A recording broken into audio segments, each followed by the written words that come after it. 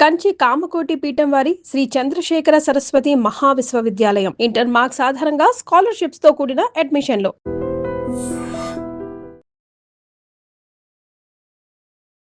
ఐడ్రీమ్ ప్రేక్షకులకు నమస్కారం. నేను ఉదయశ్రీ. దైవానుగ్రహం కార్యక్రమానికి స్వాగతం.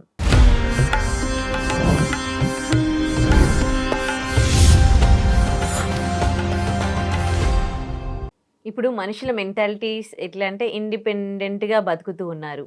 మగవాళ్ళపైన ఎవరు ఆధారపడలేరు. ఇంతకు ముందేమో అంటే భర్త ఒక్కడు జాబ్ చేసేవాడు, భార్య తనపైన ఆధారపడి ఏవైనా ఇబ్బందులు వచ్చినా కానీ ఇంకా ఆయనే బతుకుదేరు కాబట్టి అడ్జస్ట్ అయ్యి బతికేది. సో వివాహ వ్యవస్థ అనేది చాలా స్ట్రాంగ్గా ఉంది, అడ్జస్ట్ అయ్యి బతకడం. ఇప్పుడు మీరు ఎంత బలమైన ముహూర్తం పెట్టినా మనుషుల ఆలోచన విధానము అట్లా అడ్జస్ట్ అయ్యి బతికే అది లేదు. ఒక్క ముహూర్తం పెట్టగానే వాళ్ళ మెంటాలిటీ అయితే మారిపోదు కదా. వాళ్ళు ఎలా ఉన్నారు, వాళ్ళ ఆలోచనలు, వాళ్ళ ఇండిపెండెన్సీని బట్టి వాళ్ళు ఉంటారు. సో ఈ ముహూర్తం వాళ్ళలో ఎట్లా మార్పు తీసుకొని వస్తుంది? తీసుకురావచ్చండి. అంటే ఇప్పుడు మీరు అన్నట్టు ఒకప్పుడు ఏంటంటే ఒకళ్ళే సంపాదించేవాళ్ళు. ఇప్పుడు ఏమవుతుందంటే అబ్బాయి అమ్మాయి కూడా సంపాదిస్తున్నారు. దానివల్ల ఏమవుతుందంటే ఎవరి ఆలోచనలు వాళ్ళకి ఉంటున్నాయి. ఏదైనా చిన్న సమస్య వస్తే విడిపోతున్నారు కూడా. నువ్వెంత అంటే నువ్వెంత అన్నట్లుగా చిన్న ఉంటారు. సమస్య వస్తే విడిపోతున్నారు ఇవాళ. లేదా కొద్ది కాలం దూరంగా ఉండడం మళ్ళా కలవడం, లేదా మళ్ళా కొద్ది కాలం దూరంగా ఉండడం మళ్ళీ ఇలా జరుగుతుంది. అందుకోసమే ముహూర్తాన్ని చూడడం అండి. అంటే ఆలోచన విధానాన్ని కూడా మీరు పెట్టేటువంటి యొక్క వివాహ ముహూర్తాన్ని బట్టి వాళ్ళ ఆలోచన అంటే ఈగోస్ అంటాం కదా, ముహూర్త నిర్ణయం చేయొచ్చు. ఇందాక మీకు చెప్పాను చంద్రుడి యొక్క స్థితిని బట్టని. చంద్రుడు మనస్సుకి కారకుడు. ఈ మనస్సులో వచ్చేటువంటి ఆలోచన బుద్ధికి వెళ్ళిపోతుంది, మెదట్లోకి. తద్వారా కళ్ళల్లోకి నోట్లోకి వెళ్తుంది. థర్డ్ స్టెప్, ఫోర్త్ స్టెప్ అనమాట అండి ఇది. ఈ కళ్ళతో చూస్తున్నారు ఇవన్నీ జరుగుతున్నాయి. అప్పుడు నోటి నుంచి వచ్చేటువంటి మాటలు ఎలా వస్తాయంటే ఒక చిన్న మాట, నేను నీ దగ్గర ఉండాలా, లేకపోతే నువ్వంటే, లేకపోతే నువ్వు సంపాదిస్తున్నావు, లేకపోతే నేను సంపాదిస్తున్నాను అనేటువంటి ఇగోస్ బయలుదేరుతూ ఉంటాయి. అంటే వాళ్ళకి మానసికమైనటువంటి ఒత్తిడి అండి. ఇవాళ ప్రధానంగా విడిపోవడానికో లేకపోతే భార్యాభర్త ఇద్దరు కూడా సౌఖ్యంగా అంటే సుఖంగా జీవనం లేకుండా ఉంటున్నారంటే కేవలం ముహూర్తమే. అంటే నేను ఎందుకోసం చెప్తున్నానంటే సుమారుగా నాకు ఒక 25 years ముహూర్తాలతో అనుబంధం ఉంది. నేను క్లాసులు కూడా చెప్పేవాడిని. 2000 నుంచి కూడా నేను ముహూర్తం మీద ప్రత్యేకం క్లాసెస్ చెప్పేవాడిని, ఎవరు నేర్చుకున్నా. అంటే ఒక శుభలేఖ నా దగ్గరికి వస్తే ఆ ముహూర్తం చూసి వాళ్ళ ఇంట్లో ఆ భోజనంలో ఉప్పు తక్కువ అవుతుందని చెప్పేవాడిని. అంటే ఏదో ఒక పదార్థంలో ఉప్పు తక్కువ అవుతుంది, మొత్తం పెళ్ళిళ్ళకి భోజనాలు పెడతారు కదా అందులో. లేదు ముహూర్తం చూసి ఆ ఇంట్లో ఈ పెళ్ళికి మనం వెళ్తే కారం ఎక్కువ తక్కువ అవుతుందని చెప్పేవాడిని. నా దగ్గర నేర్చుకునేటువంటి వాళ్ళు ఎవరైతే పిల్లలు ఉండేవారో స్టూడెంట్స్, వాళ్ళు ప్రత్యేకం తీసుకెళ్ళేవాడిని మ్యారేజ్కి. నేను నాతో పాటు తీసుకెళ్ళి భోజనం దగ్గర చూస్తే వాళ్ళు అందరూ కూడా అవునండి ఇందాక మనం చెప్పుకొని బయలుదేరాము ఈ ముహూర్త నిర్ణయానికి, సేమ్ ఉప్పే తక్కువైంది, లేకపోతే ఉప్పు ఎక్కువైంది, కారం ఎక్కువైంది, తక్కువైంది, పులుపు ఎక్కువైంది, ఇవన్నీ కూడా మనకి ప్రాక్టికల్గా చూపించేవాడిని నేను. అంటే అందుకోసం ఏంటంటే ఒక ముహూర్త నిర్ణయాన్ని చెయ్యాలి అనుకుంటే ఇందా చెప్పాను, విడిపోవాలి అనేటువంటి ఆలోచన అంటే పరస్పర విరుద్ధమైనటువంటి రెండు భావాలు కలిగినటువంటి ఒక అబ్బాయి ఒక అమ్మాయిని తీసుకొచ్చి ఏ రకంగానూ కూడా చూసిన దోషములు లేకుండా ఇది 100% లేకపోతే 190% బలము అనేటువంటి ముహూర్తాన్ని నిర్ణయం చేస్తే వాళ్ళు లైఫ్ లాంగ్ విడిపోరండి. ఇప్పటి వరకు మీరు ఎన్ని ముహూర్తాలు పెట్టుంటారు? 25 years ఎక్స్పీరియన్స్ అన్నారు కదా. అంటే సుమారుగా అంటే నేను యాక్చువల్గా ముహూర్తాలు చాలా మందికి పెట్టను. అంటే నేను పెట్టే ముహూర్తాలు చాలా వరకు నచ్చవు కొంతమందికి. ఏంటి అంటే దానికి ఒక విధానం ఉంది. మంగళవారం కూడా పెళ్లి చేయమని చెప్తాను నేను. అంటే చాలా మందికి తెలియదు ఆ విషయం. అంటే మంగళవారం పెళ్లి చేయొద్దా? చేయరండి. అంటే శాస్త్రంలో లేదు విషయం. అంటే అది వారదోషం అనేటువంటిది కేవలం 5% అంతే. కానీ ముహూర్తాలకి చెప్పవలసిన విషయం చాలా జాగ్రత్తగా చూస్తే ఏ వారమైనా సరే ముహూర్తానికి అల్టిమేట్గా చూడాల్సింది గ్రహబలం. రవిబలం చూడాలి, చంద్రబలం చూడాలి, కుజుడు, బుధుడు, గురుడు, శుక్రుడు, శని, ఇక రాహుకేతులు సెకండరీ అనుకోండి, అది కూడా చాలా ప్రమాదం. అందువల్ల ఆ ముహూర్తాన్ని మనం ఫిక్స్డ్గా చేయాలండి. అంటే ఎలా చేయాలి అంటే ఒక లగ్నాన్ని అంటే ఉదాహరణకి మేష లగ్నంలో ముహూర్తం ఉందనుకోండి. ఇప్పుడు ఆ లగ్నాన్ని అనుసరించి నేను ప్రతి గ్రహము ఎక్కడుండాలి? ఎక్కడ ఉంటే ఈ మేషంలో ఈ ముహూర్త నిర్ణయం ఈ మేష లగ్నానికి నిర్ణయం చేసేటువంటి యొక్క ముహూర్తము బలయుక్తమవుతుంది. అయితే ఇంకొక చిన్న సమస్య ఉంది ఇందులో. ఏంటంటే చాలామందికి తెలియని విషయం ఏంటంటే కేవలం రాశి చక్రాన్ని చూసి ముహూర్తం పెడుతున్నారండి. ఒక రాశి చక్రాన్ని చూసి. కానీ ముహూర్త నిర్ణయం అలా చేయకూడదండి. అంటే మనకి వివాహంలో పురోహితులు ఒక జీలకర్ర బెల్లం పెట్టినప్పుడు సుముహూర్తంలో ఒక చూర్ణిక అని చదువుతారు. అందులో చివర్లో ఉన్న అంశం ఏంటంటే అంటే ఈ ముహూర్తము లగ్న, హోర, ద్రేక్కాణ, నవాంశ, ద్వాదశాంశ, త్రింశాంశ. అంటే 16 చక్రాలు ఉంటాయండి ముహూర్తం చూడాలంటే. 16 చక్రాలు చూసి ముహూర్త నిర్ణయం చేయాలి. అసలు అది బలం అంటే. అందులో ప్రధానంగా చూడాల్సింది వివాహానికి సంబంధించి లేకపోతే ఇతర కొన్ని శుభకార్యాలకి ఉపనయనమైనా ఇంకోటైనా సరే అందులో ప్రధానంగా చూడాల్సింది లగ్న అంటే రాశి చక్రం బాగుందా లేదా. హోరా చక్రము అంటే ఫలితాన్ని ఇస్తుందండి. ఆ చక్రం వల్ల సత్ఫలితాలను ఇస్తుంది. ఈ ముహూర్తము లగ్న స్థితి బాగున్నా ఈ హోరా చక్రంలో బాగోలేదు అనుకోండి, ఆ ముహూర్తాన్ని విడిచిపెట్టాలి. అంటే అది సత్ఫలితాన్ని ఇస్తుంది. ముహూర్తాన్ని విడిచిపెడితే మంచిదే జరుగుతుంది, అంటే చెడు కాబట్టి. లేదు మంచిగా ఉంది చేసేయచ్చు, మనం విడిచిపెట్టకలే చక్కగా చేసుకోవచ్చు. ఇక్కడికి 2 చక్రాలు. ద్రేక్కాణ అంటే ఒక రాశిని 3 భాగాలు చేసేటువంటి విధానము.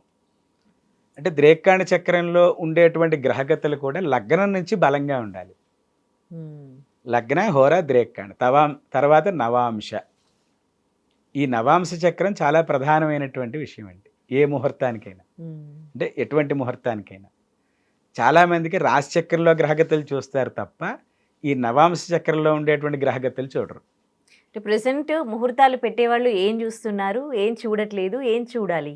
రాశి చక్రాన్ని చూస్తున్నారు కానీ రాశి చక్రాన్ని చూడకూడదు. ఇందాక చెప్పినటువంటి ఈ 6 చక్రాలు తప్పనిసరిగా చూడవలసిందే. మనం ప్రాక్టికల్ గా వెళ్ళాం అనుకోండి, అంటే ఎగ్జాక్ట్లీ టైం ఉండాలి కదా దానికి, వాళ్ళు పుట్టింది సెకండ్లతో సహా ఉండాలి కదా. చేయొచ్చండి అవన్నీ కూడా. డేట్ ఆఫ్ బర్త్ ఉంటుంది, డేట్ ఆఫ్ బర్త్ ఉంటుంది. ఒకవేళ డేట్ ఉంటే టైం లేదు, టైం లేనప్పుడు కూడా ఇందాక చెప్పాను కదా ప్రశ్న లగ్నాన్ని బట్టి తీసుకోవచ్చు. ప్రశ్న లగ్నాన్ని బట్టి కూడా చాలా అద్భుతమైన ఫలితాలు వస్తాయి. ఉదాహరణకి మీకు కుజిదోషం ఉందనుకోండి ఎవరికైనా, అంటే ఇప్పుడు యాక్చువల్గా కుజిదోషాన్ని చూడక్కర్లేదు. అంటే కుజిదోషంలో కూడా చిన్న విషయం ఏంటంటే సమయం వచ్చింది కాబట్టి చెప్తాను. అమ్మాయి రజస్సులు అయిపోయిన తర్వాత కుజిదోషం వర్తించదండి. అవునా? మరి కుజదోషంతో చాలా మందికి పెళ్లిళ్ళు కూడా కాళిదాసు రాసినటువంటి కాలామృతం అనే గ్రంథము, లేకపోతే జ్యోతిర్నిబంధం అని ఒక జ్యోతిర్విద్యాభరణం అని ఒకటి గ్రంథం ఉందండి. ఇవన్నీ కాళిదాసు రాసినటువంటివి. అందులో చెప్పిన విషయం ఏంటంటే రజోదర్శన వేళాయం కుజిదోషన విద్యుత్ అని చిన్న శ్లోకం ఉంది. ఈ శ్లోకం ఎవరికీ తెలియదు. ఒక్క అనువాదం చేసినటువంటి ఒక ఆయన ఉన్నారు, ఆయనకి మాత్రమే తెలుసు ఆ విషయం. అంటే ఏంటంటే ఇక్కడ ఏమవుతుందంటే ప్రధానంగా పురోహితులైన ముహూర్తం పెట్టాలి అంటే కనుక పంచాంగంలో ఉంది కదా అని పెట్టకూడదండి. అక్కడ ఆ ముహూర్తానికి గ్రహ బలము ఉందా లేదా అనేది చూసి పెట్టాలి. అయితే స్వతహాగా గ్రామాల్లో ఏమవుతుందంటే పట్టణాల్లో ఎలా ఉన్నా ఆ గ్రామ పురోహితుడు ఉంటాడు. ఒకళ్ళకి ఒక రోజు పెట్టాలి, ఇంకో రోజు పెట్టాలి, అలా పెట్టుకుంటూ వెళ్తారు. వాళ్ళకి అనుకూలంగా పెట్టుకుంటారు. ఎందుకంటే అతనే వెళ్ళాలి అన్ని చోట్ల. ఒకే రోజు ముహూర్తాలు పెడితే ప్రమాదం, అంటే అతనికి ప్రమాదం, వీళ్ళకి కాదు. కానీ రోజు ముహూర్తాలు పెట్టడం వల్ల ఈ 30 రోజుల్లో ఒకళ్ళకే బాగుంటారు, మిగిలిన 29 రోజుల్లో పెట్టిన ముహూర్తాలన్నీ ఫెయిల్యూర్ అవుతాయి. అంటే మనకి ఏదైనా ఒక విడాకుల సమస్య ఉందండి, ఎవరి దగ్గరికి వెళ్తే లాయర్ గారి దగ్గరికి వెళ్ళాలి మనం. కానీ గొప్ప విచిత్రం ఏంటంటే ముహూర్తానికి మనం ముహూర్తానికి వెళ్ళాలనుకున్నప్పుడు ఎవరైతే ముహూర్త భాగంలో చదువుకున్నారో వాళ్ళ దగ్గరికి వెళ్ళటం లేదు. పురోహితుడి దగ్గరికి వెళ్తున్నాం. ఆయన ముహూర్త భాగం చదవలే, పెళ్ళిళ్ళు చేయించడము లేకపోతే ఉపనయనాలు చేయించడము గృహప్రవేశాలు చేయించడం అనేది చదువుకున్నాడు ఆయన. కానీ ముహూర్త భాగంలో చదువుకోలేదు. అంటే ఇప్పటి వరకు కూడా అందరికీ తెలిసింది ఏంటంటే ముహూర్తాలు పెట్టేది పురోహితులు అని. అవునండి. మీరే అంటే ఇప్పుడు ఫస్ట్ టైం మేము వింటున్నాము ముహూర్తాలు పెట్టడానికి ముహూర్త భాగం చదివిన వాళ్ళు పురోహితులు కాకుండా వేరే వాళ్ళు ఉంటారు అని. అవునండి. అందుకోసమే అంటే మనకి ఏ కేటగిరీలో ముహూర్తం కావాలనుకుంటే వాళ్ళ దగ్గరికే వెళ్ళాలి మనం. ఉమ్, అందరూ పెడితే అది సమంజసం అనేటువంటిది కాదండి ఇక్కడ. ఉమ్, అంచేతనే మేము వేసినటువంటి పంచాంగాల్లో ఆ ఆ రోజు ముహూర్తం ఒకరోజు నిర్ణయం చేసుకుంటే ఎన్ని ముహూర్తాలు ఉన్నాయి తీస్తున్నాం. తీసి అందులో ఆ రోజు ఏ గ్రేడ్ ముహూర్తం ఏంటి, B grade, C grade, D grade ముహూర్తాలు ఉంటాయి. గ్రేడ్స్ కూడా ఉంటాయి ఈ ముహూర్తాలకి అంటే ఈ ఎట్లా? తెలుగు రాష్ట్రాల్లో అలా విభజన చేసినటువంటి వాడు నేను ఒక్కడిని. హా, ఇంతవరకు ఆ ముహూర్తం చెడ్డదని గాని, మంచిదని గాని ఎవరు మెన్షన్ చేయలేదు. ఆహా, అదంతా పెద్ద ప్రాసెస్ అనమాట అండి. అంటే ఒక ముహూర్త నిర్ణయాన్ని వివాహానికి సంబంధించి ఒక వివాహ ముహూర్తాన్ని మీరు నిర్ణయం చేయాలి అంటే గనక సుమారుగా గంట పడుతుందండి. ఆహాహా, అది కూడా మీ దగ్గర సిస్టమ్ ఉంటే. మాన్యువల్‌గా వెయ్యాలి అంటే మళ్ళా ప్రతి నిమిషానికి గ్రహగతులు ఏసుకోవాలి. ఉమ్, అప్పుడు కుదరదండి. ఉమ్, మీ దగ్గర సిస్టమ్ ఉంటే ఒక గంట పడుతుంది ఒక ముహూర్త నిర్ణయం చేయడానికి. ఉమ్, సిస్టమ్ లేకుండా మాన్యువల్‌గా చేయాలంటే ఒక వివాహ ముహూర్త నిర్ణయం చేయడానికి 3 రోజులు పడుతుంది మీకు. ఉమ్, కానీ అంత సమయాలు ఉండట్లేదు, ఇవ్వట్లేదు. పబ్లిక్ ఉమ్, కూడా ఏంటంటే వెళ్ళడం, పురోహితుల దగ్గరికి వెళ్ళడం, ముహూర్తం పెట్టిచ్చేసుకో అనేటువంటి ఉద్దేశంతో ఉన్నారు తప్ప, ఉమ్, అసలు ముహూర్తానికి సంబంధించినటువంటి ఇది మనకి మంచి జరగాలి. ఈ ముహూర్తం ద్వారా మన వైపైనా, అటువైపైనా అబ్బాయి, అమ్మాయి బాగుండాలి అనేటువంటి నిర్ణయంతో వెళ్ళటం లేదు. అంటే మానసికంగా ఏదో అనుకుంటున్నారు తప్ప, ఉమ్. ఆ ముహూర్తం బలయుక్తమైందా కాదా అనేటువంటిది తెలియట్లేదు. ఇది అమ్మాయి అబ్బాయి డేట్ ఆఫ్ బర్త్ ఇచ్చి వాళ్ళకి ముహూర్తం అంటే ఆ పెళ్ళిళ్ళు అయిపోయింది ఉందనుకోండి, వాళ్ళకి ఒకవేళ పెళ్ళి అయిపోయింది, వాళ్ళు కలిసి ఉంటారా ఉండలేరా మీరు చెప్పగలరా? చెప్పొచ్చండి. హా. చెప్పొచ్చు. ఇప్పుడు మీ చేతుల మీదుగా ముహూర్తాలు ఎవరికైతే పెట్టారో వాళ్ళందరూ కూడా చాలా కలిసి ఇప్పుడు ఉన్నారా? వరకు అయితే ఆల్మోస్ట్ కలిసి ఇప్పటి వరకు ఉన్నారా? అయితే ఫెయిల్యూర్స్ ఏమి లేవు. ఆ, ఇంతవరకు అయితే ఫెయిల్యూర్స్ లేవండి. సుమారుగా నేను ఒక 6,000, 7,000 దాకా ముహూర్తాలు పెట్టుంటాను ఈ 25 సంవత్సరాల్లో.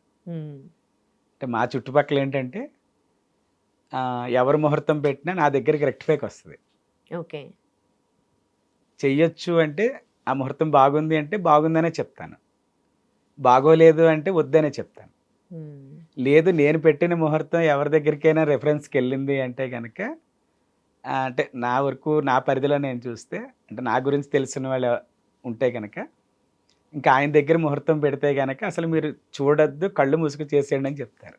ఉమ్, ఇంతవరకు నేను పెట్టినటువంటి వివాహ ముహూర్తాల్లో ఎక్కడా కూడా ఫెయిల్యూర్స్ లేవండి. అందరూ హాయిగా ఉన్నారు. మంగళవారం కూడా చేయిస్తారా మీరు? మంగళవారం కూడా పెళ్లి చేయిస్తాను. ఉమ్, అంటే చెప్పాను కదండి, కొన్ని కొన్ని గ్రహగతులను బట్టి, కుజుడి యొక్క సంచారాన్ని బట్టి, అంటే కుజుదోషం కాదు, ఉమ్, కుజుడి యొక్క సంచారాన్ని బట్టి కొంచెం అబ్బాయికి అమ్మాయికి పెళ్ళి అయిన తర్వాత ఒక 7 సంవత్సరాలకి విడిపోతారు అనుకుందాం. అది కూడా లేకుండా వాళ్ళకి మంగళవారం పెళ్లి చేయొచ్చు. ఉమ్, ఇంక జీవితంలో విడిపోరు వాళ్ళు. ఉమ్. కానీ మీరొక్కరు అంటున్నారు ఇట్లా కుజదోషం అనేది ఉండదు అని. కొంతమందికి చాలా లేట్ ఎంత ఏజ్ వచ్చినా కానీ పెళ్ళిళ్ళు కావు. వాళ్ళకి కుజదోషం అని ఆ కుజుద పురోహితులు చెప్పడం విన్నాను ఆ! నేనైతే. అంటే కుజుదోషం వల్ల పెళ్లి లేట్ అవ్వదండి. ఉమ్. అంటే కుజుదోషం యొక్క ప్రధానమైన కారణం ఏంటంటే త్వరగా వివాహం అవుతుంది, త్వరగా వైధవ్యం వస్తుంది. కొంతమందికి అంటే కుజదోషం ఉన్న వాళ్ళకి కుజదోషం ఉన్న వాళ్ళతోనే పెళ్లి జరిపించాలి. అది తప్పు. కుజదోషం వల్లే ఇంకా మ్యారేజ్ సెట్ అవ్వట్లేదు అది అని తప్పండి. అంటూ అది ఉంటారు. తప్పండి. కుజదోషం ఉన్న వాళ్ళకి పిల్లనివ్వద్దు. అవును. అంటే ఇవన్నీ ఏంటంటే రూమర్స్ అనమాట అండి. అంటే ఒక టైప్ ఆఫ్ రూమర్స్ అనమాట ఇవన్నీ. యాక్చువల్‌గా ఏంటంటే కుజుదోషం చెప్పాను కదా మీకు, రజస్వలైనటువంటి స్త్రీకి గాని మరి కుజదోషం అంటే ఏంటి? రజస్వల కాకముందు అంటే కుజదోషం ఉంటే పూర్వం అది దోషం ఎట్లా అవుతది? పూర్వం ఏంటంటే రజస్వల కాకుండా వివాహం చేసేవారండి. ఆహాహా! ఓకే. కన్యాదానం. ఓకే. కన్య అనే మాటకేంటంటే రజస్వల కానటువంటి అమ్మాయికి కన్య అని పేరు. అందుకే కన్యాదానం అనేవాళ్ళా? అందుకోసం కన్యాదానం. ఆహాహా! యాక్చువల్‌గా ఇప్పుడేంటంటే కన్యాదానం పేరుతో చేస్తున్నాం గానీ, ఆ! అక్కడ యువతీ దానం అనాలి. ఓకే. అక్కడ యవ్వనం వచ్చేసింది. హా! 14 సంవత్సరాలకి యవ్వనం వచ్చేసింది. అవును. అందుకని అది కన్యాదానంగా కానీ వర్తించదు. కానీ వాడుకలో వెళ్తున్నాం. అదే. అంతకుమించి ఏం కాదండి. హ్మ్. ఇక్కడ చూడాల్సిందేంటంటే కుజదోషం అనేటువంటిది అలాగే ఆడపిల్లకి రజస్వలకి ముందు వివాహం చేస్తేనే ఆ దోషం అండి. అంటే కుజదోషం అప్పుడు వర్తిస్తుంది. హుహుహు. రజస్వలైనటువంటి స్త్రీకి వర్తించదు. అలాగే పురుషుడికి మరి రజస్వల అవ్వడు. హ్మ్. అప్పుడు ఎలా చేయాలి అంటే 13 నుంచి 14 సంవత్సరాల్లో మగపిల్లవాడికి వీర్యోత్పత్తి కలుగుతుంది. హుహుహు. అంటే మూత్రము ద్వారా వెళ్తుంది. ఆ వీర్యము కనపడినప్పుడు అంటే మనం ఆ పిల్లాడితో చెప్తాడు. ఆ వీర్యోత్పత్తి ఎప్పుడైతే వస్తుందో అప్పుడు ఆ పిల్లాడికి అంటే అబ్బాయి జాతకంలో కుజదోషం వర్తించదు. హుహు. అంటే కుజదోషం నిజంగా ఉంటే కనుక అంటే వివాహము ఈ రజస్వలకి ముందు చేసే వివాహాల్లో త్వరగా వివాహం అవుతుంది. కుజదోషం ఉంటే త్వరగా వివాహం అవుతుంది. అంటే ఎందుకోసం త్వరగా వివాహం అవుతుంది అంటే త్వరగా వైధవ్యం రావాలి. అంటే కుజుడు అనేటువంటి వాడు గ్రహగత్తలో యవ్వన కారకుడు. అంటే యవ్వనంలోకి వచ్చేటప్పటికి వెళ్ళిపోతారు ఇద్దరులో ఎవరో ఒకళ్ళు. అందుకోసం అన్నమాట అండి. అయితే వివాహం ఆలస్యానికి ప్రధానమైన కారణం ఏంటంటే కుజుడు కాదండి, శని అండి. లగ్నంలో శని ఉంటే 30 సంవత్సరాలు దాటేదాకే పెళ్ళి అవ్వదు. పుట్టినటువంటి జాతకంలో లగ్నంలో గురుడు ఉంటే 25-30 సంవత్సరాలు వస్తే కానీ వివాహం అవ్వదు. కొందరు జాతకాల్లో గురుశనులు కలిసి ఉంటారు ఏదో ఒక స్థానంలో, 35-40 వచ్చినా పెళ్ళి అవ్వదు. ఇలాగా ఈ శని గురుడి యొక్క సంచారాన్ని బట్టి వివాహం ఆలస్యం అవుతుందండి. అంటే ఆలస్య వివాహాలకి కుజదోషానికి సంబంధం లేదు.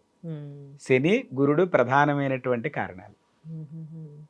ఇప్పుడు పెళ్లి చేయాలనుకున్న తల్లిదండ్రులు పిల్లలకి మెయిన్గా ముఖ్యంగా ఒక పురోహితుల విషయంలో తీసుకోవాల్సిన జాగ్రత్తలు, ముహూర్తం విషయంలో తీసుకోవాల్సిన జాగ్రత్తలు ఏంటి? ముహూర్త విషయంలో తీసుకోవాల్సిన జాగ్రత్తలు అంటే చాలామందికి ఏంటంటే ఆ స్థానికంగా ఉండేటువంటి పురోహితులతో వెళ్తున్నారు కదా. అయితే మంచిదో కాదో వాళ్ళకే తెలియదు, పెట్టేటువంటి వాళ్ళకి పంచాంగంలో ఉందని పెడుతున్నారు. ఇక్కడ పాపం తల్లిదండ్రులకు కూడా వాళ్ళకి సబ్జెక్ట్ ఉండదు కదా. అయితే ఏంటంటే అలా వెళ్ళిపోతున్నారు. కానీ నా అంచనా ప్రకారం ఏంటంటే, అంటే నేను చెప్పే సలహా ఏంటంటే తల్లిదండ్రులకైనా ముహూర్త భాగంలో ఎవరైతే బాగా చదువుకున్నారో అక్కడికి వెళ్ళి ముహూర్తం పెట్టించుకోవాలి. అసలు ముహూర్త భాగం స్పెషల్గా ఇది ఒకటి చదువుతారు అన్న విషయమే ఇప్పుడు మీరు చెప్పేంత వరకు చాలా మందికి తెలియదు. అవునండి. మరి ఎలా తెలుసుకునేది? ఎవరున్నారు, ఎవరు అంటే చదివారు? ఇదంటే ముహూర్త బాగా భాగం. చదువుకున్న వాళ్ళకి తెలుస్తుంది. అంటే నేను పేర్లు చెప్తాను, మీకు అభ్యంతరం లేదంటే. ముహూర్త భాగంలో ఇప్పుడు మన తెలుగు రాష్ట్రాల్లో 2 ఉభయ తెలుగు రాష్ట్రాల్లో ముహూర్త భాగాన్ని ప్రతి దాన్ని క్షుణ్ణంగా చదువుకునేటువంటి వాళ్ళల్లో మనకి పొడగట్లపల్లి అని ర్యాలీ దగ్గర ఉంటుంది ఈస్ట్ గోదావరిలో. పిడపర్తి వారు అంటారు వాళ్ళని. వాళ్ళు పంచాంగర్తలు, ఒక 450 సంవత్సరాల నుంచి పంచాంగర్తలు వాళ్ళు. వాళ్ళ పంచాంగంలో చూస్తే ఏడాది మొత్తం మీద ఒక 30-40 మ్యారేజ్ ముహూర్తాలు ఉంటాయి. అంటే ముహూర్తాన్ని వాళ్ళు బాగా క్షుణ్ణంగా చదువుకునేటువంటి వ్యక్తులండి. అలాగే మీకు విజయవాడ వెళ్ళారనుకోండి, విజయవాడలో కప్పగంత స్వామియాజులు గారని ఒక ఆయన ఉన్నారు. ఆయన ముహూర్త భాగం బాగా చదువుకున్న వ్యక్తి. ఇక మూడో వ్యక్తిగా నేనే ఉన్నాను. చాలా తక్కువ మంది ఈ ముహూర్త చాలా భాగం తక్కువ అండి. చదువుకున్నారు. తెలంగాణలో మహా అయితే అంటే ఇంకా బయటికి రాలేదు కానీ వాళ్ళు ఒక 2-3 ఉంటారు. అంటే మన ఉభయ రాష్ట్రాల్లో మహా అయితే 10 మంది మాత్రమే ముహూర్త భాగాన్ని క్షుణ్ణంగా చదువుకున్న వాళ్ళు ఉన్నారు. ఈ పెళ్లికి ఒక్కదానికి ముహూర్తం పర్ఫెక్ట్ గా పెడితే సరిపోద్దా? పెళ్లి తర్వాత జరిగే కార్యక్రమాలకు కూడా ముహూర్తం అనేది కావాలా? అవసరం లేదండి, పెళ్లి ముహూర్తం ఒకటేనండి. ఆ, అంటే మళ్ళీ గర్భాధాన ముహూర్తం వేరు, ఆ. అది గర్భాధాన ముహూర్తం వేరు, ఆహాహా. పెళ్లి ముహూర్తం వేరు. పెళ్లి ముహూర్తాన్ని చాలా బలయుక్తంగా పెట్టాలి. అంటే స్పష్టంగా చెప్పాలంటే అది ఏ గ్రేడ్ ముహూర్తమా కాదా, అంటే ఇంకా సులువుగా అర్థం అవ్వాలంటే ఏ గ్రేడ్ ముహూర్తమా కాదా అనేటువంటిది ఎవరికి తెలుస్తుందండి? ఇప్పుడు ఎవరికీ తెలియదు, అదే చదువుకున్న వాళ్ళకి తెలుస్తుంది. అంటే ఇక్కడ ఏంటంటే స్వతహాగా ఇప్పుడు చాలామందికి ఏమవుతుందంటే, ఒకప్పుడు ఒక 25 సంవత్సరాలు, ఒక 20 సంవత్సరాల క్రితం చూస్తే పంచాంగకర్తలు చాలా తక్కువగా ఉండేవారు. ఇప్పుడు ఏమవుతుందంటే ప్రతి ఒక్కరికి నేను పంచాంగకర్త అనిపించుకోవాలనే ఉద్దేశంతో ఎవరో ఒకరి దగ్గర తెచ్చుకొని పంచాంగం వేసుకుంటున్నారు. ఆ ముహూర్తాలు వాడేస్తున్నారు. అంటే పంచాంగంలో ఉంటేనే ముహూర్తం అనేటువంటిది ఒక భావన కొంతమందికి ఉంది, అందుకని ప్రతి ముహూర్తాన్ని రాసేస్తారు. అసలు ఏంటంటే పంచాంగంలో ఉంటేనే ముహూర్తం కాదండి, గ్రహము యొక్క బలము స్థితి బాగుందా లేదా అనేటువంటిది వివాహ ముహూర్త బలం అంటే. అందుకని వివాహ ముహూర్తానికి ఎప్పుడూ కూడా చాలా చాలా జాగ్రత్తగా పెట్టాలి. కారణం ఏంటంటే ఇది ఒక వంశాన్ని నాశనం చేయదండి వివాహ ముహూర్తం. అటు కుటుంబాలు పాడవుతాయి, అబ్బాయి తరపు లేదా అమ్మాయి తరపు కుటుంబాలు పాడైపోతాయి. రెండోది ఏంటంటే వివాహం చేసేదే అంటే కన్యాదానం ఉంటాం కదా, ఆ మధ్యలో ఉంటుంది కానీ వివాహం మధ్యలో కన్యాదానం వస్తుంది. అంటే స్పష్టంగా చెప్పాలంటే ఆ కన్యాదానం చేసేదే అటు 21 తరాలు ఇటొక 21 తరాలు ఉద్ధరింపబడడం కోసం చేసేటువంటి వివాహం కన్యాదానం. అందువల్ల ఆ ముహూర్తాన్ని చాలా బలంగా పెట్టాలి. లేకపోతే అంటే పురోహితుడు పెట్టినా సిద్ధాంతి గారు పెట్టినా సరే ముహూర్తం పితృదోషం కలుగుతుందండి వివాహ ముహూర్తం సరిగ్గా పెట్టకపోతే. అంటే చాలా మందికి తెలియదు ఈ విషయం. అంటే ముహూర్తం పితృదోషం. ఉందని పెట్టేస్తున్నాం కానీ ఆ, పెట్టేటువంటి వాళ్ళు కూడా ముహూర్తం యొక్క దోషం కలుగుతుంది సరిగ్గా పెట్టకపోతే. ఎవరు ఎవరు పెడతారు ఎవరు వాళ్ళకు పెడితే కూడా వాళ్ళ కుటుంబాల్లోనండి. అంచేతనే చాలా మంది పురోహిత కుటుంబాల్లో మీకు అంటే ముహూర్తాలు పెడుతూ ఉంటారు కదా! ఈ ముహూర్తాలు పెట్టేటప్పుడు యాక్చువల్‌గా ముహూర్తానికి వస్తే ఆ ముహూర్త భాగం నేను చదువుకోలేదు కాబట్టి నేను పెట్టలేనండి. నేను చదువుకోలేదని చెప్పాలి ధర్మంగా అయితే. అలా నేను అలా చెప్పట్లేదు ఎవరు. చెప్పట్లేదు. అదే. అందువల్ల ఆ తమాషా. పెట్టినటువంటి ముహూర్తంలో ఎవరికైనా ముహూర్తం వాళ్ళు విడిపోయారనుకోండి ఫర్ సపోజు. ఆ పాప. ఆ ఆ దోషం దోషం. పెట్టినటువంటి వ్యక్తికి కలుగుతుందండి. ఓకే. అందులో సందేహం లేదు. మరి ఇన్ని పెళ్లిళ్ళు చేస్తున్నారుగా, వస్తున్నాయండి. ముహూర్త భాగం ఎవరు అంచేతనే మీకు చదవట్లేదు కదా. ఇవాళ పురోహిత కుటుంబాల్లో ఆ. అంటే ముహూర్తాలు పెట్టేటువంటి పురోహిత కుటుంబాల్లో వంశం ఉండట్లేదండి. నిర్వీర్యం అవుతాను. ఉంటే ఆడపిల్లలు పుడుతున్నారు. లేదా పుట్టినటువంటి మగపిల్లలు పుట్టినా కూడా వాళ్ళు చాలా వరకు నిర్వీర్యం అయిపోతున్నారు. రెండోది ఏంటంటే ఆ వృత్తిలో ఉండట్లేదు పైగా వాళ్ళు. ఉద్యోగాలకు వెళ్ళిపోవడం, వ్యాపారము లేకపోతే రకరకాలు వస్తున్నాయి. లేదంటే వ్యసనపరులు అవుతున్నారు ఆ పిల్లలండి. పురోహిత కుటుంబాల్లో తర్వాత వచ్చే పిల్లలు పురోహితంలో ఉన్నప్పటికీ కూడా వ్యసనపరులు అవుతున్నారు. ఇది చాలా వరకు మనం ఒక 100 పురోహిత కుటుంబాలు మనం చూసుకొని వాళ్ళు ముహూర్తాలు పెడుతున్నారా లేదా అని టాలీ చేసుకుంటే 90% మీకు ఆ గుణం కనిపిస్తుంది. చాలా వరకు పిల్లలు వ్యసనపరులు అయిపోతారు. మీరు ఓన్లీ ముహూర్తం భాగం చదివిన వాళ్ళు ముహూర్తమే పెడతారా? మీ చేతుల మీదుగా కార్యక్రమం చేయిస్తారా? వివాహాది శుభకార్యాలు చేయిస్తా. ఆ. అంటే నాకు యాక్చువల్గా ఏంటంటే వివాహంలో కూడా చాలా మందికి అంటే ఇప్పుడున్న వ్యవస్థలో అసలు వివాహం ఎక్కడ మొదలవుతుంది ఎక్కడ పూర్తవుతుంది అనేది తెలీదు. అంటే ఎందుకోసం అంటే మీకు ప్రాంతీయమైనటువంటి ఆచారాలు కొన్ని ఉన్నాయండి. అలాగే స్టేట్ని బట్టి కూడా వివాహ ప్రక్రియ మారుతూ ఉంటుంది. మనకి కర్ణాటకలో ఒకలా ఉంటుంది, అవును. తమిళనాడులో ఒకలా ఉంటుంది, ఆంధ్రాలో తెలంగాణలో ఒకలా అవును, ఉంటుంది. వేరే ఇవన్నీ ఉంటాయి. ఉంటాయి. ఆంధ్రాలోనే నైట్ మ్యారేజెస్ ఎక్కువ చేస్తారు అక్కడ. ఆంధ్రాలోనే శ్రీకాకుళంలో ఒకలా ఉంటుంది, మళ్ళీ ఆంధ్రాలో ఒక చిత్తూరులో ఒకలా ఉంటుంది. డిస్ట్రిక్ట్ వైజ్ కూడా మారిపోతూ ఉంటుంది. అంటే ప్రాంతీయమైనటువంటి ఆచారాలు. కానీ ఏంటంటే ఇవన్నీ ఏవి సూత్రబద్ధం కాదు. మరి మ్యారేజ్కి సంబంధించిన సూత్రబద్ధం ఏంటంటే మహర్షులు చెప్పినటువంటి యొక్క విధానం. మీకు వివాహ ప్రక్రియ అంటే మొదటి నుంచి పూర్తి వరకు గనక వివాహ ప్రక్రియని మీరు చాలా జాగ్రత్తగా పరిశీలన చేస్తే దయానంద సరస్వతి గారు ఐడియా ఉన్నారు కదా, ఆర్య సమాజ వ్యవస్థ. తెలుసు. వేదమునందు వివాహ ప్రక్రియ ఏదైతే చెప్పారో అది మాత్రమే ఆర్య సమాజ వాళ్ళు ఇవాళ చేస్తున్నారు స్పష్టంగా. వైదికంలో ఉండేటువంటి గుణం అంటే కొన్ని ఏంటంటే కొన్ని కల్పితాలు వచ్చాయి. అందులో కూడా కల్పితాల్లో కొన్ని మంచివి ఉన్నాయి, చెడ్డవి ఉన్నాయి. కానీ స్పష్టమైనటువంటి వివాహ ప్రక్రియ చూడాలంటే కనుక ఆర్య సమాజ వివాహ ప్రక్రియ పూర్తిగా 100% వేద విహితం. ఇప్పుడు మాలాంటి పురోహితులు ఉంటాం, మేము పెళ్ళిళ్ళకి వెళ్తాం. చాలామందికి ఏమవుతుందంటే ఇందులో ఆ ముహూర్తాన్ని ఆ వివాహ ప్రక్రియని ఒక ఇతమిద్దంగా చేయట్లేదండి, కానీ చెయ్యాలి. నేనున్నానండి. చాలామంది పురోహితులు అంటే ఒక బ్రాహ్మణులు, క్షత్రియులు వీళ్ళ కుటుంబాల్లో వివాహాలు అయితే కనుక అగ్నిహోత్రం ఉంటుంది, హోమం చేస్తారు. కానీ మిగిలినటువంటి క్యాస్ట్లు ఒక వైశ్యాసులో కావచ్చు, కాపులు, కమ్మారు, రెడ్డి, వెలమ ఈ క్యాస్ట్లలోకి వచ్చేటప్పటికి అసలు వివాహ ప్రక్రియ సరిగ్గా జరగట్లేదు. ఇవాళ హోమం ఉండట్లే ఎక్కడ కూడా. హోమం చేస్తే కానీ వివాహం పూర్తి కాదు. వేదంలో ఉండేటువంటి వైదికంలో ఉండేటువంటి యొక్క విషయం. చాలామంది ఏమంటారంటే చేయించుకునేటువంటి వాళ్ళు కూడా మాకు లేదు అంటారు. కొంతమంది పురోహిత వర్గంలోకి వెళ్ళి అడిగితే ఏమంటారు, వాళ్ళకి లేదు, మేము చేయించట్లేదు అంటారు. కానీ వేదంలో ఏది ఉందో అది చేయించవలసినటువంటి బాధ్యత, చెప్పాల్సినటువంటి బాధ్యత పురోహితులదేనండి. ఇప్పుడు మాకు లేదు అంటున్నాం, బాగానే ఉంది. మరి పెళ్లికి ముందు ప్రీ వెడ్డింగ్ షూట్ ఉందా మీ తాతగారికి, ముత్తాత గారికి? అవును, చేస్తున్నారుగా, వెళ్తున్నారు. అవును. అప్పుడు వీడియోలు ఉన్నాయా? అప్పుడు ఫోటోలు ఉన్నాయా? లేవండి. మరి ఇప్పుడు ఫోటోకే ప్రత్యేకంగా 3 లక్షలు, 4 లక్షలు, 5 లక్షలు వెచ్చించి ఈ ఫోటోలన్నీ మనం తీస్తున్నాం. మరి తీసినప్పుడు మహా అయితే హోమం ఖర్చు పెళ్లిలో ఎంత అవదండి? 1/4 కేజీ నెయ్యి అవుతుంది, ఒక 1/2 కేజీ పేలాలు అవుతాయి. అంతమించి ఖర్చు ఏం లేదు ఇందులో. ఈ ఖర్చుతో పోలిస్తే అది గట్టిగా చేస్తే 200 కూడా మించదు. అది చేయడం వల్ల వివాహం పరిపూర్ణత సాధిస్తుంది. అంచేతనే వివాహ అంటే వైదిక ప్రక్రియలో వివాహ ప్రక్రియలో అగ్నిహోత్రం లేకుండా నల్లపూసలు కట్టకూడదు. ఇప్పుడు వేస్తున్నారుగా పెళ్ళిళ్ళలో. మరి పెళ్ళిళ్ళలో మామూలుగా సూత్రధారణ అయిపోయి తలంబ్రాలు వేసి దండలేసి నల్లపూసలు కట్టించేస్తున్నారు. కానీ కట్టకూడదు. అదే. అంటే నల్లపూసలకి నీలలోహితం అని పేరు. ఇక్కడ నీలా శబ్దానికి అగ్ని అని అర్థం. అగ్నిలోంచి పుట్టింది కాబట్టి నీలలోహితం. హితము చేస్తుంది.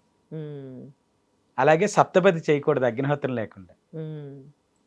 అగ్నిహోత్రం లేకుండా సప్తపది చేయకూడదండి. ఓకే. దాని చుట్టూ 7 టైమ్స్ తిరుగుతారు కదా. ఇవన్నీ వైదికంలో ఉండే ప్రక్రియలు. ఓకే. అందుకోసం ఏమవుతుందంటే కొన్ని కులాల వారి విభజన చేసి కొన్ని కులాలకి ఉంది లేదు అనేటువంటి ఉద్దేశంతో వైదిక ప్రక్రియ మొత్తం నాశనం అవుతుంది వివాహ వ్యవస్థ అండి. అందుకనే ఆ వ్యవస్థలో ఉండేటువంటి లోపాల వల్ల కూడా ఇద్దరికి కూడా క్లాష్ వస్తుంది. అంటే సరి అయినటువంటి విధానంలో జరగట్లేదు. ఇంతకు ముందు జరిగేవి ముహూర్త భాగం చదివిన వాళ్ళు ఉండేవాళ్ళు, వాళ్ళు పెట్టేవాళ్ళు కాబట్టి వివాహ వ్యవస్థ బాగుంది. అదే వివాహ వ్యవస్థ పతనం అవ్వడానికి కారణం ముఖ్యంగా ఈ ముహూర్త భాగం చదవకుండా పురోహితులు ముహూర్తాలు పెట్టేయడం. మా దగ్గరే ఉంటుంది ఆ తప్పంతా. ఓకే. మొట్టమొదటి తప్పు అయితే మాదేనండి. ఒప్పుకు తీరాలి కూడా. మాది తప్పు లేదు అనడానికి కుదరదు. అంటే తప్పే ఏదైనా. తప్పు చేసినప్పుడు ఒప్పుకు తీరాల్సిందే.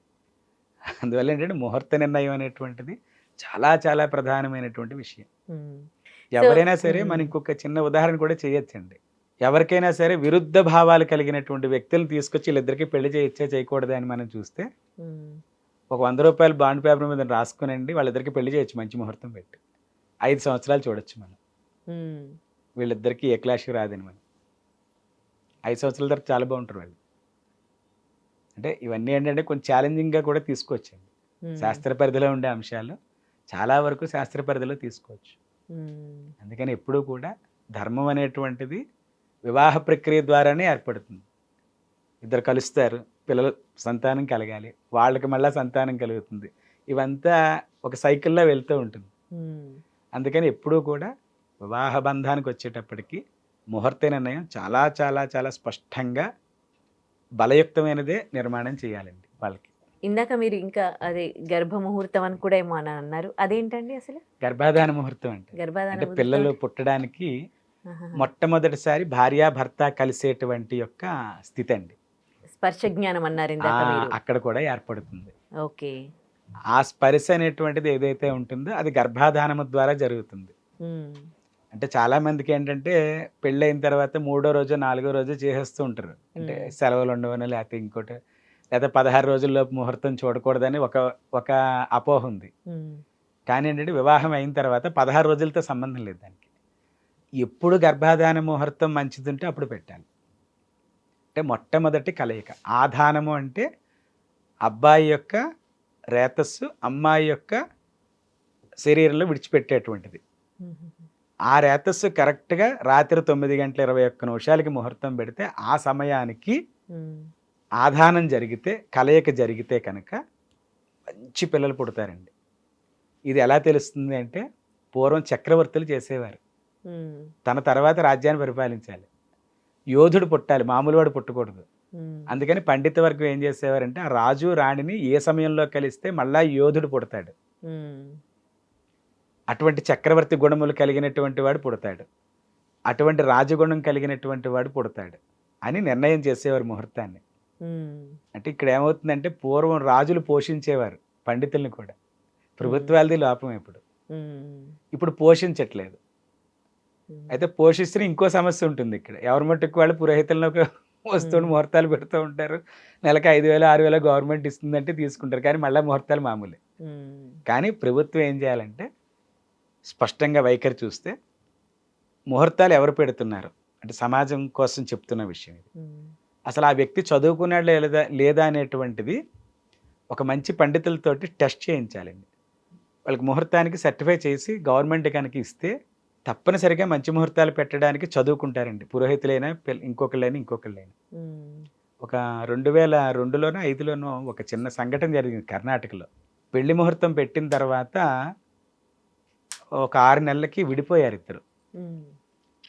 ఆ అమ్మాయి తండ్రి ఏం చేశారంటే కర్ణాటక హైకోర్టులో వేశారు కేసు. ఆ ముహూర్తం పెట్టినటువంటి ఆయన మీద 6 నెలలు జైలు శిక్ష పడింది ఆయనకి. 2002 2005 గుర్తులేదు నాకు. అప్పుడు ఈనాడు పేపర్లో కూడా వచ్చింది ఆ చిన్న కాలం. అంటే యాజ్ పర్ రూల్ ప్రకారం ఆర్టికల్ 51 ప్రకారం కూడా మీరు ముహూర్తం తప్పు పెడితే, భార్యాభర్త విడిపోయే ముహూర్తం అది, మీరు తప్పు పెడితే అంటే పబ్లిక్ తెలియదండి ఈ విషయం, కానీ ఆర్టికల్ 51లో ఉండేటువంటి యొక్క విషయాలు క్షుణ్ణంగా చేస్తే అక్కడ మీరు ముహూర్తం పెట్టినటువంటి వ్యక్తి మీద మీరు కేసు వేయచ్చు.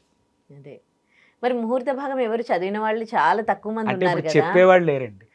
అసలు చదువుకోవట్లేదు ముహూర్త భాగం చదివే వాళ్ళే లేరు కదా. అవునండి. మరి ఇంతమంది పెళ్లిళ్ళు కావాలి అంటే మన దగ్గర ఉన్నది కౌంటబుల్ జస్ట్ ఒక 10 మెంబర్స్ అంటున్నారు. మరి ఎట్లా సాధ్యమవుతుంది? ఇంకా తప్పట్లేదండి. అయితే ఏంటంటే చదువుకొని చెప్పాల్సినటువంటి బాధ్యత మా మీద ఉంటుంది. పురోహితులు ఇది చదవాలి కదా, ఈ ముహూర్త భాగం అనేది చదవాలి. చదవకుండా మాత్రం ముహూర్త నిర్ణయం చేయకూడదు.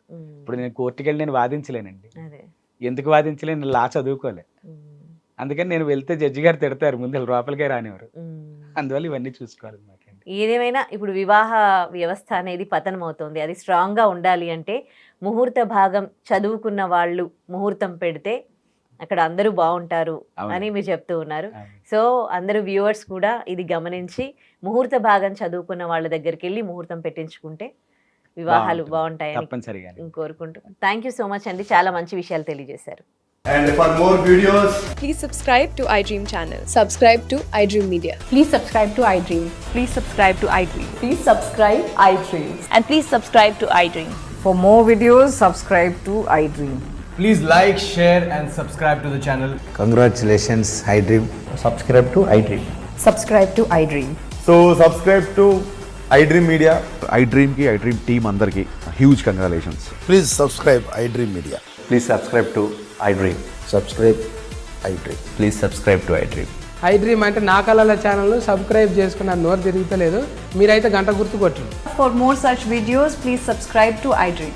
Subscribe to iDream. Please subscribe to iDream. Please subscribe iDream Media. Please do subscribe to iDream. Please subscribe to iDream Media. For best entertainment and information, please subscribe iDream. And don't forget to subscribe to iDream.